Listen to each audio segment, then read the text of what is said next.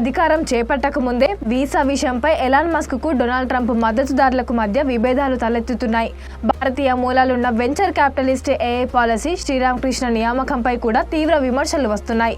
Merit based ఇమిగ్రేషన్లకు అంటే చట్టబద్ధమైన వలసలకు ప్రాధాన్యత ఇవ్వాలని ఎలాన్ మస్క్ అతని సిలికాన్ వ్యాలీ సన్నిహితులు కోరుతుండగా, భారతీయ మూలాలున్న అమెరికన్లు దీనికి వ్యతిరేకంగా అమెరికా ఫస్ట్ ను ప్రోత్సహిస్తున్నారు. శ్రీరామకృష్ణన్ను ట్రంప్ నియమించినప్పటి నుంచి మస్క్ గరంగా ఉన్నారు. ట్రంప్ తన పాలనలో ఏఐని ఉపయోగించాలని కోరుకుంటున్నారు. నైపుణ్యం గల వారికి గ్రీన్ కార్డులు నిబంధనలు ఉండకూడదని కృష్ణన్ సోషల్ మీడియాలో తెలిపినప్పటి నుంచి విభేదాలు బయటపడ్డాయి. దీనిపై ట్రంప్ మద్దతుదారుల నుంచి తీవ్ర వ్యతిరేకత వ్యక్తమవుతోంది. ఇది సోషల్ మీడియాలో చర్చకు దారితీసింది. ఈ క్రమంలోనే రిపబ్లికన్ పార్టీలోని మూర్ఖులను తొలగించాలని మస్క్ పోస్ట్ పెట్టారు. అమెరికా కొత్త అధ్యక్షుడిగా ఎన్నికైన డొనాల్డ్ ట్రంప్ జనవరిలో ప్రమాణ స్వీకారం చేయనున్నారు. ఈలోపు పలు పదవులకు కొత్త వారిని నియమిస్తున్నారు.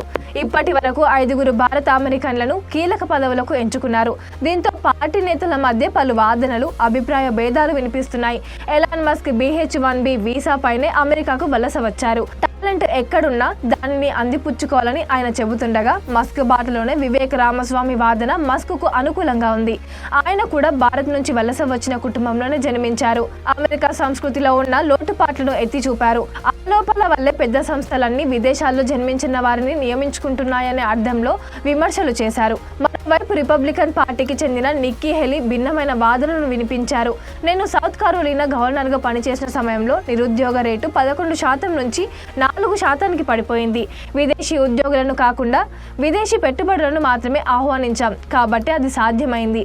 కొత్త ఉద్యోగాల కోసం ప్రజలకు శిక్షణ ఇవ్వడం వల్ల వారు ఇప్పుడు విమానాలు, ఆటోమొబైల్స్ తయారీలో రాణిస్తున్నారు. సాంకేతిక రంగాన్ని బలోపేతం చేయాలని భావిస్తే ముందు విద్యా రంగంపై దృష్టి సారించాలి. అంతేకాని అమెరికన్లను తక్కువ అంచనా వేయొద్దని స్పష్టంగా తన అభిప్రాయాన్ని వినిపించారు. ఇక ఈ నేపథ్యంలోనే మస్క్ పోస్ట్ పెట్టడంతో వివాదం ముదిరింది.